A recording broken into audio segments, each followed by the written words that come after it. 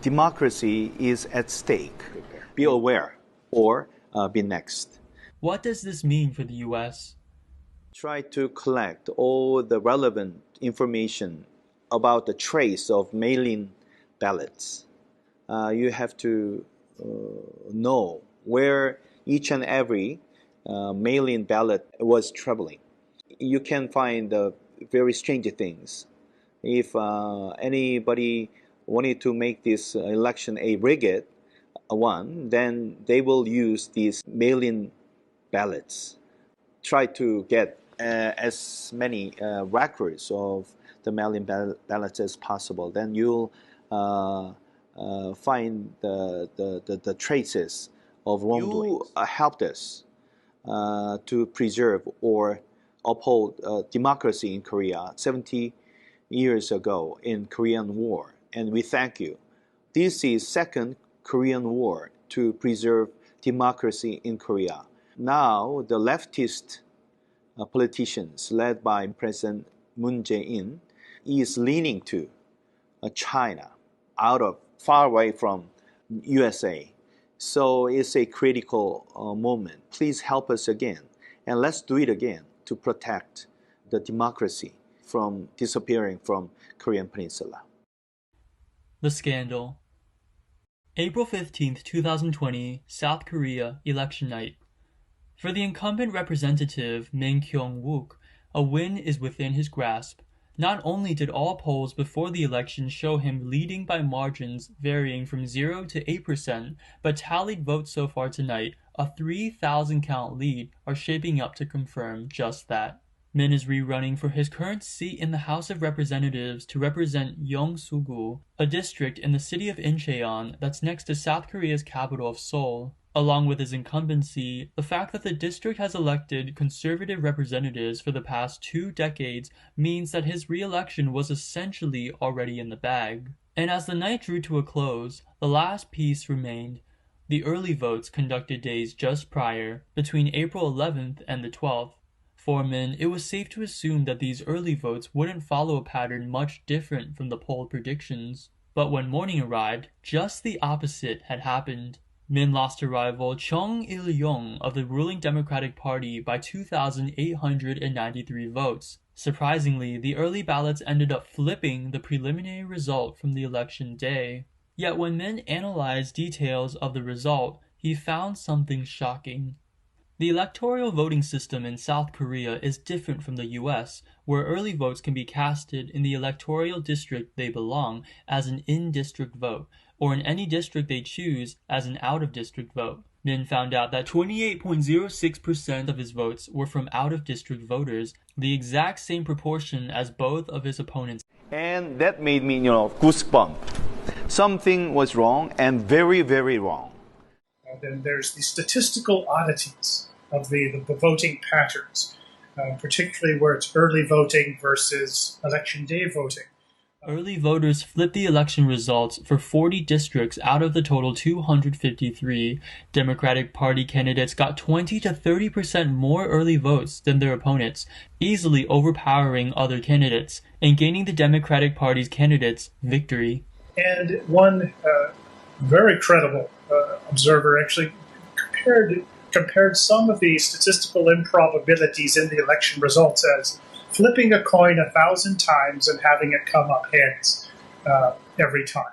And in the end, the Democratic Party had achieved a landslide victory, winning 180 out of the 300 seats, a majority that's enough for the party to essentially pass any legislation it wants. But most astoundingly, the party is now just 3 seats short away from an overwhelming majority to revise the Constitution. Could the election have been rigged? A call to investigate. To get help, the politician shared his story on social media, calling on his supporters and the general public to help investigate this together. Roy Kim, a statistician, reached out to Min as a result and revealed a plausible explanation for all this. With help from Kim and others, Min was able to piece together what he calls the real story at the end of May on what really happened that night of April 15th. Here's what Min believes. Digital gerrymandering. 12 million recorded early votes are vulnerable to rigging. Alongside the issue of fabricated mail-in votes, many of the electronic votes were recorded on electronic counting machines, ECMs, that run on an unsecured network via Huawei components. Senior fellow with the Center for Security Policy, Grant Newsham, mentions another expert's testimony who verified that these ECMs are in fact high-performance machines capable of, quote, far more than just sorting and counting ballots. Another expert, Dr. Tara Oh with East Asia Research Center, revealed that the National Election Commission chose to use LG U plus 5G. It utilizes Huawei equipment to provide the internet connection for early vote ballots, and as a result, inadvertently gives Huawei a backdoor for China to control it.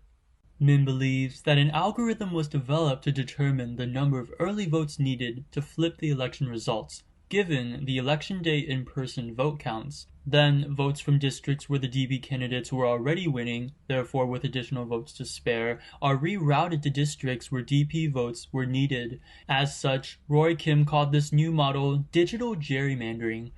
It normally takes about 3 months for the court to finish the cases and recount the votes.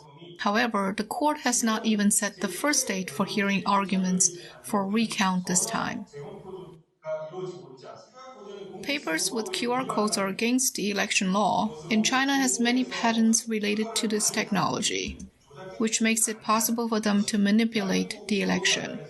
More votes were cast than actual number of voters. And in some cases, it took just a minute for 33 people to vote, which means a voter finished voting in 1.8 seconds. For your information, it takes 19 seconds to just print the ballot paper. This means that votes were cast electronically through the Huawei network, not by humans. A possible CCP accomplice. And I am completely sure that behind all the fraud that happened in the April 15th election in South Korea, that the Chinese Communist Party is behind this. So as I believe that hackers were behind in making or manipulating the program that was used in the election, these hackers, cyber criminals, they love to leave Easter eggs with digital fingerprints. And there was somebody in South Korea that actually found the digital fingerprint or Easter egg left behind by these, what I assume are Chinese hackers. And that Easter egg is the slogan of the CCP, follow the party. Follow the party.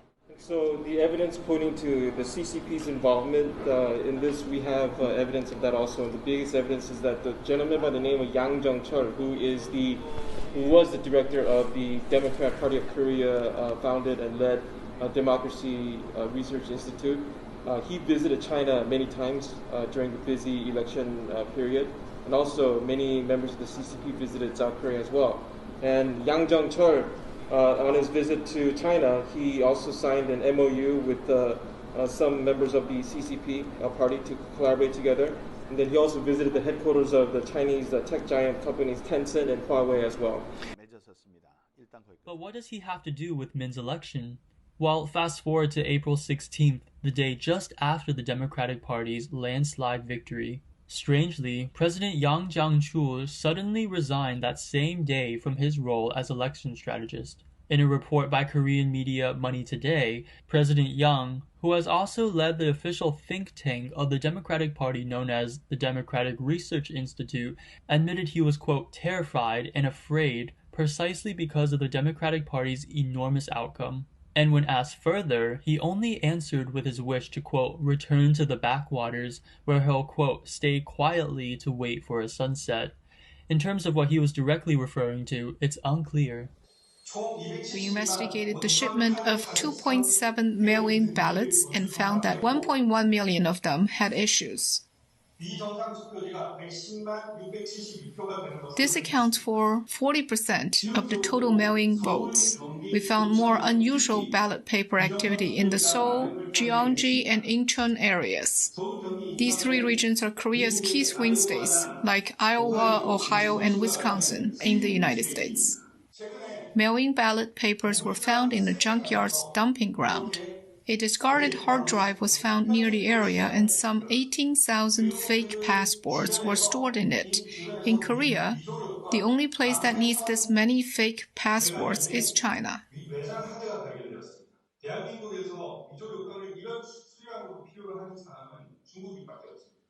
We also found out that Chinese nationals participated in the election as polling workers. Just go down the list of evidence, information, and you've got 25 candidates who filed suit. You've got upwards of maybe a total of 140-ish of serious charges brought against of wrongdoing. This ranges from electronic manipulation, ballot counting machines, servers, use of QR codes. Where Min is now. Min now has an active case sitting with the South Korean Supreme Court. His electoral lawsuit regarding the nullification of the April 15th general election results will be judged by November 7th. But even though a lower court has granted him access to voter ballot information, the chance of success with the Supreme Court is still slim. South Korean law requires lawsuits such as this one to be concluded within 6 months. If the Supreme Court doesn't rule in his favor, he won't have another chance to appeal. And since Min believes the South Korean courts work in tandem with the government under the ruling Democratic Party, the court ruling is unlikely to be in his favor. Now arriving in the US, Min has 2 goals: raise international awareness of the issue, and form an independent team to complete an investigation on the case in South Korea before November 7th. He is really focusing on non-governmental organizations because he knows official help from the US may be difficult, since the US and South Korea are allies. Still, he says he has met with staff in the White House.